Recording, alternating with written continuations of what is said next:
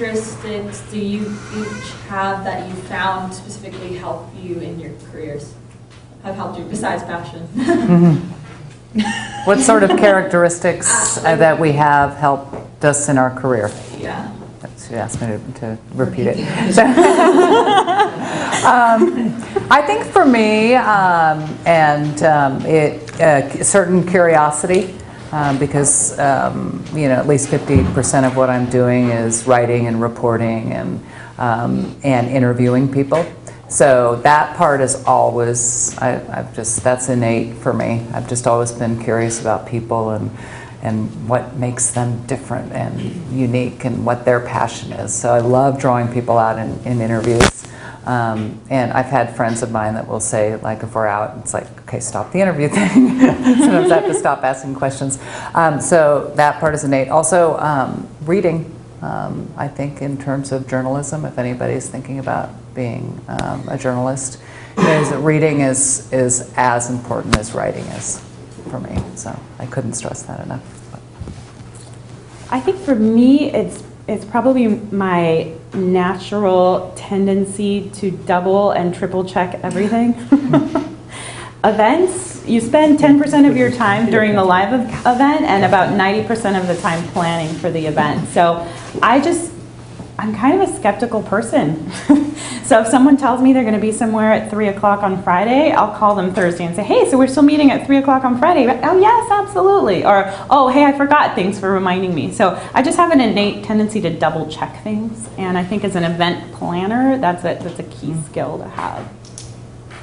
I probably have like a couple others, but that was just the first one that came to mind. And I guess you also have to be very, very organized and plan B also. Very, and C and D.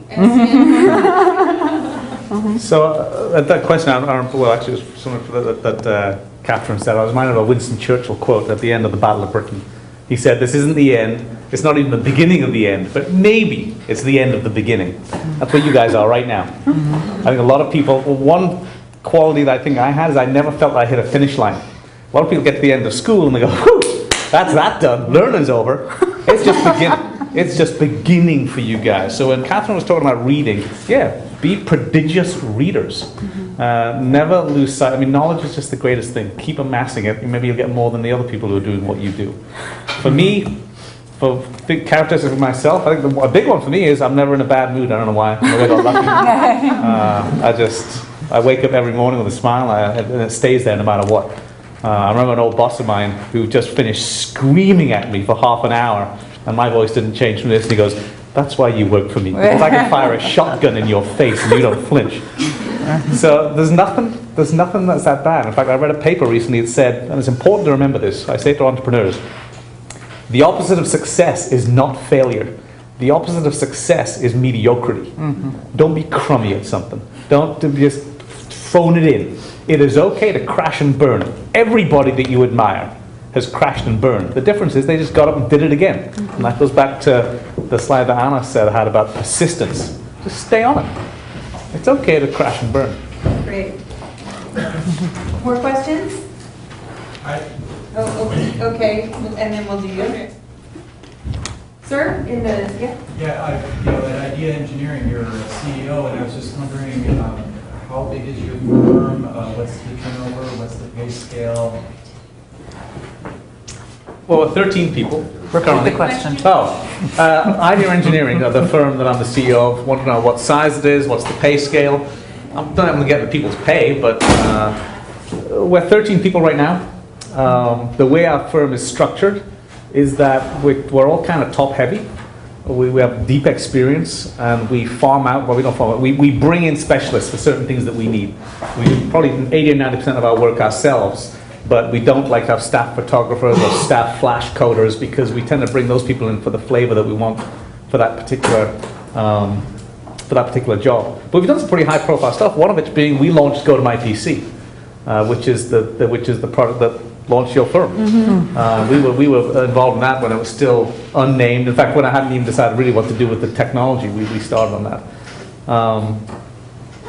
We're launching right now. We're just opening our DC office. I'm flying to DC this Sunday, actually. Well, I'm spending a week a month in DC, getting our DC office up and flying. So hopefully we'll be a lot more people soon. And you hire interns regularly? No, I can never find out what to do with them, but I'm trying to get my assistant to be better at that.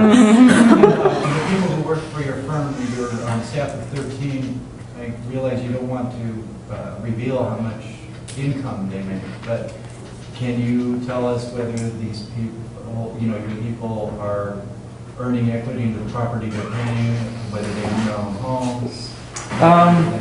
Whether they own their own homes? Yeah, I mean, basically, I think most of them, I must admit, I don't even know my partners that well. I have 4 partners, and I don't know I've been to dinner in any of their houses, but I think it's what makes our firm strong. We really like each other. We don't hang out that much. The people in my firm, my biggest hope for this company, and my staff know this, my biggest hope is that we sell it to the employees later. That's been my goal. Is that it used to be my goal when I was 55, but that's only 5 years away now, so maybe it's 60. We always went through a recession. You're older than 55? I'm 50. You're 50. I just look beautiful. But it's been my goal that we would sell this company to the employees. Great. We have a question over here. Yes, my question was for Anna. I wanted to ask you, you said that your major was in marketing, but is there something like more targeted towards event planning? Because whenever I think about marketing, I think about sales or promotions or stuff like that, not particular event planning. Is there something like, Well, the events, it's like a school or like a course or like? the short answer, no. So you can major in a variety of different things. Communications is one of them. I actually majored in business administration with a focus in marketing. And, some of my coworkers have sociology degrees. Oh, okay. So, there's people with political science degrees who do events. But if you look at the way the events team fits into my company, the events team is a part of the demand generation team at Citrix Online, which means that that team is tasked with creating leads for the sales team. So it is a heavy marketing focus within my job. Yes. Well, okay. So marketing, even though it's not directly, a lot of organizations have event planners within their marketing function. If you're looking at an event planning company, that's different. All they do is events. We're specifically looking at how events fit into creating leads for our sales team. I understand. So that, for example, if you would like to work in this area, in this domain, and if you would like to go out there, how do you get into it? In an event planning, okay, you just get like a portfolio with what you've done so far, or how would you do it? How would you, promote yourself there that you're able to do event planning? Sure. The question was, and I'm sorry I didn't repeat the last one, but the question was, how do you get into event planning? I'm getting signals back there. Wait, repeat the question. That's okay. So the way that I would recommend that you get into event planning is by working for an event planner or interning with a marketing company. The way that I realized, actually skipped this in part of my presentation, but I was an assistant for a marketing team here in town, and I looked at all the different roles within marketing. There was the PR function, there was the email people, there was all these different functions within that corporate marketing team. And the only one that sounded like any fun to me was the event planner's job. She got to travel, she got to host, she got to do all these things that I wanted to do. And so I think if you're interested in the marketing field and you're unsure of which part of it you want to go into, being an assistant for a marketing team is one of the best things that you can do. And may I no, sorry. We have another question here. I'm happy to talk with you after we close. I have my card here. I have a sign-up sheet if you're interested in internships at Citrix Online. How would a young entrepreneur get investment into starting their company, or something that you're passionate about and you have an idea about, but you have no money to start it? Do you, how much longer do you have here? Oh, how does a young entrepreneur get basically started, get an investment? How much longer do you have at this school? 1 year. And are you going to any other school after this one? Planning to transfer, yes. To where? Unsure. Okay, well at UCSB, firstly, just for anybody that doesn't already know, UCSB is one of the best schools in the country. That's kind of unknown. They've done a crummy job of marketing themselves. But UCSB has a program called the TMP program. I actually speak up there, the Technology Management Program. And they do an incredible job of minting young entrepreneurs. The WEAVE, which is Women's Economic Ventures, they have what's called SET, self-employment training, and that actually can be worthwhile. You go through that for 14 weeks and you'll end up with a business plan. There's a website called, bugger, I'll give you my card. There's a website that I just was made aware of that's an incredible how-to that you can go. Somebody, an MBA guy, started a bunch of businesses, just literally built a website of here's how you do it and how the tools and that's one way. I have to jump in. We also here at Santa Barbara City College have the Scheinfeld Center for Entrepreneurism. Bang. So you could make an appointment with them. They have several classes. Some of them are full semester, some of them are shorter, that can help you with exactly these kind of questions. Do that. Here. They're located in the Career Center too. But let's move on. Yes? A lot of people have an idea that they'd like to lead or go into business for themselves, and they have a great idea. What's like kind of set that apart? You were working for somebody else. What like sparked the change that you were like, I'm done with this. I need to do my own thing. Are you talking to me? In all truth, I've had a lifelong aversion to being told what to do. Whether it's a cop or anybody else, I do not like being told what to do. Or my parents. You know, it's funny, somebody asked me, there's a question that reminds me of once at the TMP when I did a talk, a guy said, what do you do to deal with risk? How do you handle risk? And I said, you know, I guess it's different for everybody, but for me, I never think I'm taking risks. I don't know where that comes from. It could be stupidity. But when I'm doing things for my firm or for other businesses I've done, it just never feels that risky to me. I just have an innate belief that it's going to be okay. And again, even if it crashes and burns, I'll learn something. And things tend to work out. I got to tell you, again, maybe I've been lucky, but things just tend to work out. Mostly, you're your own worst enemy. What will happen is you'll decide you can't do it. You'll come up with some reason to not do something. Just go for it. I think that's the biggest and best answer. Just make it happen. Right. You know?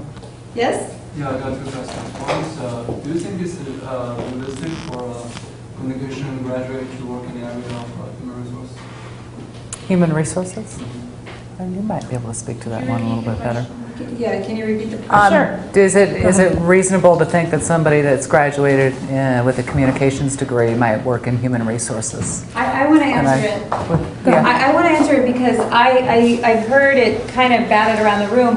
I personally, and I know some others of us in the Career Center, believe that you don't necessarily, you can have any job with any major. I mean, look at Simon. He told us he didn't even go to school. I really wish he hadn't said that, but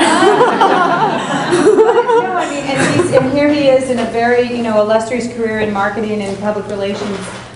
So I would say yes. I don't think that's an unrealistic jump. There are lots of things. I mean, human relations is a lot about communications, but I have friends who studied art history who are now in human relations or human resources. Excuse me. You said human resources, right? Yeah. And then you were saying you work with people who have sociology degrees who are now event planners. So I mean, I think there's a lot of flexibility.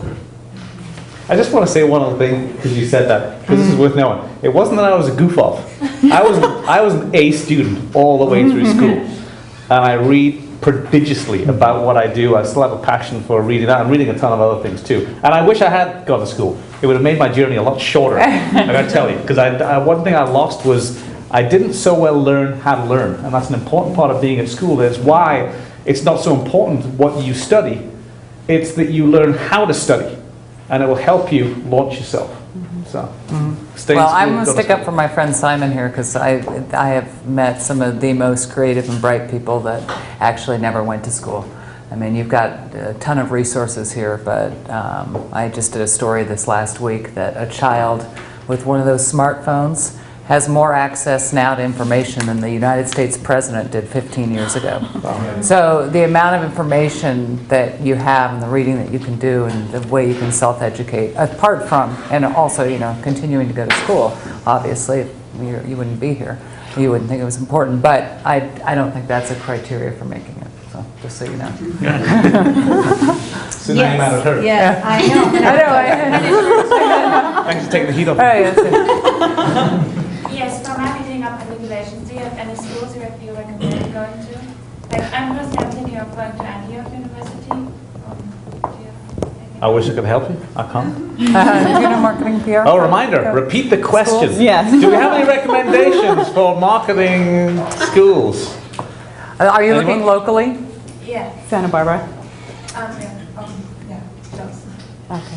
You're probably at one of the finest here. Yeah, you know, Um, you can, that question can be explored in depth at the Career Center and also in the Transfer Center. Not to beat our own drum again, but that's part of what we do. So please come visit us and we'd love to explore that with you. And, you know, just to kind of provide an answer, it's not necessarily an area. I studied at Cal Poly in San Luis Obispo, and Must say. I highly recommend their program. Their motto is learn by doing, and what that translated into in my classes was a lot of small group work, which is similar to what I do now in the corporate environment. A lot of presentations. Senior project is required, and it was actually through my senior project that I first organized events. So I highly recommend that school. It's not a marketing program per se, it's a business program with a marketing concentration. So if you would consider the Central Coast and not just Santa Barbara, I would highly recommend that school. Actually, that's also real quickly a good point in terms of being in school and taking advantage of internships, because once you're not in college, you can't get hired for nothing at any company. They just can't do it. So take advantage of the fact that you're at City College and see if you can go out and get an internship. One little thing, because this has come up a couple of times here. I often say in my lectures, it's amazing how much companies will spend chasing new customers instead of taking good care of the customers they already have. Because frankly, it's easier to keep a customer than to get a new one. It's come up a couple of times with you guys that you want to go somewhere else for something when it actually exists right here. So if all of you haven't already spoken to this person or the people that you work with, make use of the stuff you're already paying for goodness sake. This is one of the best city colleges in the entire nation that you happen to be attending. Maybe you don't know that either. It is. Make use of it. Thank you, Simon. Just logging after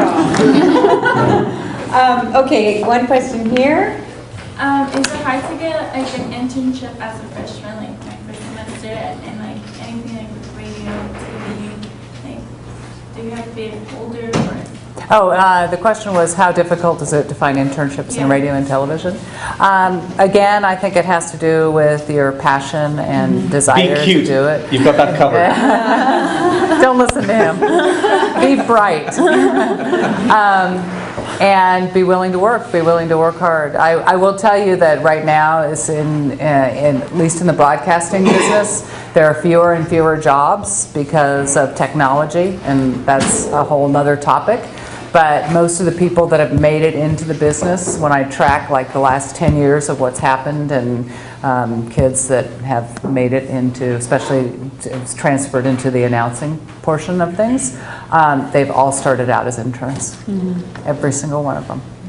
They walked into the station as interns because there aren't a lot of entry-level positions anymore. So. Great, thank you. We have a question right there. Yeah, I actually have two. First, when you feel intimidated, what do you do or say to yourself to overcome that intimidation or that threat or whatever? Like when you're interviewing, or in what situation? In any, I don't know, just kind of general, like, you know, whether it be a person or some kind of project or something that's presented. Okay, so the question was, when you're intimidated about a person or a project or just an idea, what do you do to work past it? My first response to that is just experience doing it again and again and again, and to the point where you realize that you might feel that in the very beginning and then it goes away. Yeah, but it's just, it's really, did anybody go see Maya Angelou the other night? No, I missed She was here. One of the most beautiful things she said, you can be a lot of things. You can be, kind-hearted, and you can have all your best wishes for people, and maybe you're not prejudiced, but without courage, you're nothing.